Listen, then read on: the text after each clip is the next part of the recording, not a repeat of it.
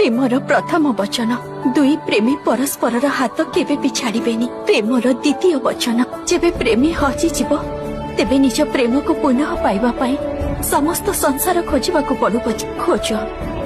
Premiere तृतीय वचन निज प्रेमींकर मन को प्रेम कर शरीर को नुह। प्रेमर चतुर्थ वचन जदि प्रेम रे प्रेमी अनुचित मार्ग रे चली जाती तेबे बलपूर्वक हे पछे प्रेमी को अटकेबा प्रथम धर्म हेइथाय। प्रेमर पंचम वचन दुई प्रेमी को सर्वदा परस्पर वास्तविक स्वरूपर ज्ञान देवा आवश्यक। आ प्रेमर षष्ठ वचन जदि दुई प्रेमी कौनसी कारणवशत परस्पर ठारू दूरेई जाती तेबे तांको प्रेम रे किंचित मात्र भी ऊणा हेबा उचित नुह। प्रेमर सप्तम वचन समय आसिले प्रेमी को निज प्रेम निमंते सबु किछि करिबा को पड़िबो।